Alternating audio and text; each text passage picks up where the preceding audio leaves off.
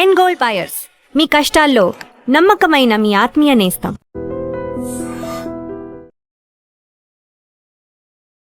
వాగర్థవివ సంపృక్తౌ వాగర్థ ప్రతిపత్తయే జగతః పితరౌ వందే పార్వతీ పరమేశ్వరౌ.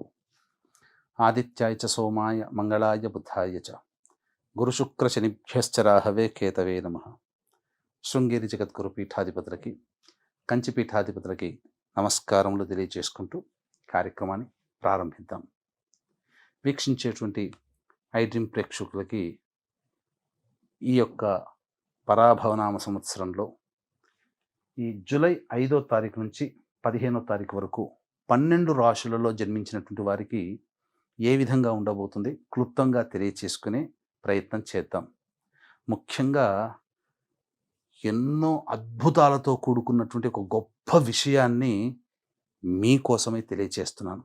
ఎందుకంటే ఇప్పుడున్నటువంటి అవకాశం మిస్ చేసుకున్నామా, మళ్ళీ 2053లో అటువంటి రోజు మనకు దొరుకుతుంది. ఆ 2053లో మిస్ చేసుకుంటే 2070లో మనకు దొరుకుతుంది. కాబట్టి వీక్షించేటువంటి ప్రేక్షకుల్లో ఈ 2053 వరకు ఎంతమంది మనం వచ్చే రోజును చూడగలుగుతాం, 2070లో వచ్చే రోజును చూడగలుగుతాం. కాబట్టి ఈ 2026 సంవత్సరంలో ఈ నెలలోనే జూలై మంత్లోనే ఒక అద్భుతమైనటువంటి సమస్త దోషాలని తొలగించి జాతకరీత్యా అపారమైనటువంటి శివానుగ్రహాన్ని ప్రసాదించే ఒక గొప్ప రోజు గురించి ఇందులో తెలియచేసుకుందాం. ఇక ఆలస్యం చేయకుండా రాశి ఫలాల్లోకి వెళ్ళిపోదామా. 5వ తారీఖు నుంచి 15వ తారీఖు వరకు వృషభ రాశిలో జన్మించినటువంటి వారికి ఏ విధంగా ఉండబోతుందో తెలుసుకునే ప్రయత్నం చేద్దాం. ప్రధానంగా రాశిలోనే కుజ సంచార ప్రభావం. ఇది పాపగ్రహమైనటువంటి కుజుడు రాశిలో ఉండడం ఏమాత్రం యోగ్యం కాదు, శుభ ఫలితాలు ఉండవు అని చెప్పి చాలామంది అనుకుంటుంటాం. కానీ ఈ కుజుడు మీకు చాలా ధైర్యాన్ని ఇస్తాడు. డెసిషన్స్ని సరైన సమయంలో తీసుకునే అవకాశాన్ని ఈ కుజుడు కలగజేస్తాడు. ముందుకు వెళ్ళే స్వభావం తప్ప వెనకడుగు వేయనటువంటి తత్వాన్ని మీకు కలగజేస్తాడు.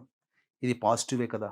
దీన్ని అలవాటు చేసుకొని తదనుగుణంగా మీ నిర్ణయాలు తీసుకుంటే ఈ వృషభ రాశి వారికి గతంలో కంటే ఎక్కువ మేలు జరిగే అవకాశాలు గోచరమవుతున్నాయి. కాబట్టి ఈ యొక్క కుజగ్రహంలో ఉండేటువంటి పాజిటివ్ సైన్ని మీరు అలవర్చుకునే ప్రయత్నం చేయండి. ఇక ప్రధానంగా బుధుడు 6, 7 తారీఖు వరకు కూడా అనుకూలంగా లేడు. కాబట్టి 5, 6, 7 తేదీల్లో ఎవరికి కూడా డబ్బులు అప్పుగా ఇవ్వడం కానీ, లేకపోతే ఏదైనా పెట్టుబడులు పెట్టడం కానీ, ఇన్వెస్ట్మెంట్స్ ఎక్కడైనా కానీ చేయడం కానీ చేయకండి. ఎందుకు? దానివల్ల కొన్ని ఇబ్బందికర పరిస్థితులు రాని బాకీలుగా అయిపోతాయి. ఇక బుధుడి యొక్క ప్రభావము ప్రధానంగా చూసుకుంటే 8వ తారీఖు నుంచి బుధుడు చాలా అనుకూలంగా ఉండబోతున్నాడు. అన్ని విధాలుగా ధనాదాయం చాలా చక్కగా ఉంటుంది. వ్యాపార వృద్ధి, వ్యాపార విస్తరణ చేసుకోగలుగుతారు. అలాగే పెట్టుబడికి మించినటువంటి లాభాలు మీకు లభించడం ద్వారా సంతృప్తికరమైనటువంటి జీవితాన్ని పొందుతారు. కుటుంబంలో ప్రేమ ఆప్యాయతలతో ఎక్కువగా సంతోషంగా గడిపే అవకాశము బుధగ్రహ సంచార ప్రభావం కలుగుతుంది. అయితే ఇక్కడ ప్రధానంగా చూసుకున్నట్లయితే గురువు అనుకూలంగా లేడు. ఈ కారణం చేత రాశి వారికి ప్రధానంగా బాధక స్థానాధిపతి యొక్క నక్షత్రంలో ఉండడం, ఈ కారణం చేత వృషభ రాశిలో జన్మించినటువంటి వారికి గురువు అనుకూలత లేడు.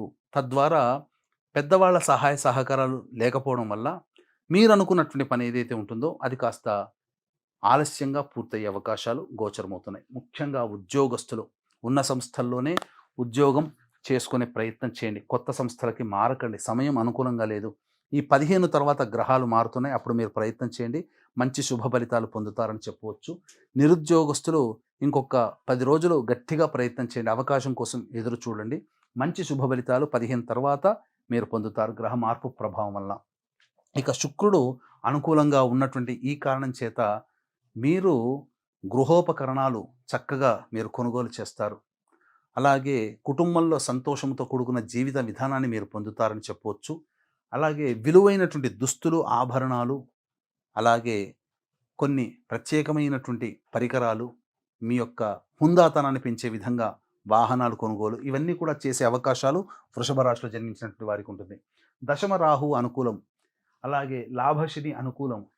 ఈ పనుల వల్ల వృత్తి ఉద్యోగ వ్యాపారాల్లో మీరు ఒక్క వేరే ఉద్యోగం కోసం ప్రయత్నం చేయడం అది అనుకూలంగా లేదు తప్ప, ప్రధానంగా అన్ని విధాలుగా మీకు యోగ్యతను కలిగించేటువంటి గ్రహాలు కనబడుతున్నాయి.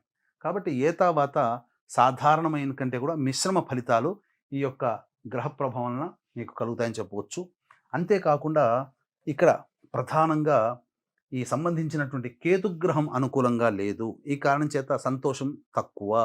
ఇలా మనకు ఈ యొక్క గ్రహాల యొక్క స్థితిగతులు సంచారాన్ని బట్టి మనకు ఈ యొక్క వృషభ రాశిలో జన్మించినటువంటి వారికి 5వ తారీఖు నుంచి 15వ తారీఖు వరకు ఈ ఫలితాలు మనకు గోచరింపబడుతున్నాయి. అయితే ఈ యొక్క సంవత్సరంలోనే అద్భుతమైనటువంటి రోజు మనకు రాబోతుంది. ఈ రోజున అనగా జూలై 13వ తేదీన. ఈ రోజున మనం మిస్ చేసుకున్నామా, మళ్ళీ 2053వ సంవత్సరంలోనే మనం చూస్తాం. అది మిస్ అయిందా మళ్ళీ 2070 సంవత్సరం. కాబట్టి 2053లో ఎంతమంది ఆ యోగాన్ని చూస్తారు, 2070లో ఎంతమంది ఆ యోగాన్ని చవి చూస్తారు, వీక్షించేటువంటి ప్రేక్షకులే ఆలోచించుకోవాలి. ఏంటి ఆ యోగము అనంటే సోమవారం, ఆరుద్ర నక్షత్రం, చతుర్దశి తిథి ఇది కలిసి రావడం మహాశైవాఖ్య యోగముగా చెప్పబడి ఉంది. ఇంతటి యోగం ఉన్నటువంటి రోజు 100 శివరాత్రులతో సమానమైనటువంటి రోజుగా చెప్పబడి ఉంది. కాబట్టి చక్కగా అవకాశం ఉన్నటువంటి వాళ్ళు మీ యొక్క జీవితంలో మీ జాతకరీత్యా కలుగు అనేక రకాలైనటువంటి దోషాలు, గత జన్మ కర్మ దోషాలు కావచ్చు, ఈ జన్మలలో సమస్యలు జాతకరీత్యా ఎదుర్కొంటున్నటువంటి కావచ్చు. కాబట్టి ఆ పరమేశ్వరుని దగ్గరికి చేరుకొని ఆ రోజున వినమ్రముగా శివ అర్చన అభిషేకములు జరిపించుకోండి. అవకాశం ఉంటే మన పీఠమాధ్వర్యంలో అరుణాచల క్షేత్రంలో కానీ శ్రీకాళహస్తి క్షేత్రంలో కానీ కార్యక్రమం నిర్వహించడం జరుగుతుంది. మీ జాతకరీత్యా కలుగు విద్య, వివాహ, ఉద్యోగ, దాంపత్య, సంతాన, అనారోగ్య సమస్యల నివారణకి, అలాగే మేష, మిథున, కర్కాటక, సింహ, కన్య, వృశ్చిక, ధనస్సు, కుంభ, మీనరాశిలో జన్మించిన వారికి, మరియు ప్రధానముగా ఆరోగ్యం కోసం మృత్యుంజయ హోమం, సమస్యల నివారణకి సుదర్శన హోమం, విద్య కోసం సరస్వతి దక్షిణామూర్తి హోమం, అలాగే వ్యాపారము, ఆర్థికాభివృద్ధికి లక్ష్మీ హోమంతో పాటుగా నవగ్రహాలు ఈ యొక్క రోజున అనుకూలంగా ఉంటాయి. నవగ్రహాల యొక్క అనుగ్రహం కోసం నవగ్రహ పాశుపత హోమం అమృత ఘడియల్లో చేయించడం జరుగుతుంది. ఈ కార్యక్రమం సాయంకాలం 4 గంటలకి ప్రారంభమవుతుంది. కాబట్టి 3 గంటల లోపల 13వ తారీఖు 3 గంటల లోపల మీరు నమోదు చేసుకోవచ్చు. కానీ కేవలం 54 మందికి మాత్రమే ఈ కార్యక్రమంలో అవకాశం. కాబట్టి ఈ యొక్క మాట వినగానే అవకాశం ఉంటే నమోదు చేసుకునే ప్రయత్నం చేయండి. కానీ మీకు దగ్గరలో ఉన్న శివాలయంలో మాత్రం ఈశ్వర ఆరాధన మాత్రం ఎట్టి పరిస్థితుల్లో మిస్ కాకండి. ఇక వివరాల్లోకి వెళ్ళినట్లయితే 5వ తారీఖు, 6, 7, 8 తారీఖుల్లో అనుకున్నటువంటి పనులలో విజయం సంప్రాప్తమవుతుంది. అలాగే విందులు, వినోదాలు కుటుంబ సభ్యులతో పాల్గొంటారు. ఆదాయానికి మించిన లాభం లభిస్తుంది. అన్ని విధాలుగా ఖర్చుల్ని అధిగమించగలుగుతారని చెప్పవచ్చు. 9, 10 తేదీల్లో ప్రశాంతత లోపిస్తుంది. అనవసరమైనటువంటి ఖర్చులు ఉంటాయి. ప్రయాణాలు అనవసరంగా ఉంటాయి.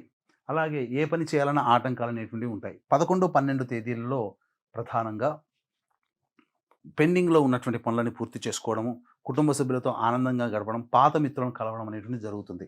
ఇక 13, 14 ఈ తేదీల్లో కనుక చూసుకున్నట్లయితే ప్రధానంగా ట్యాక్సులు కట్టాల్సినటువంటి అవకాశం, చలానాలు కడతారు. ప్రభుత్వ పరంగా కొంత నష్టం, ఆ ధన నష్టం జరుగుతుందని చెప్పవచ్చు.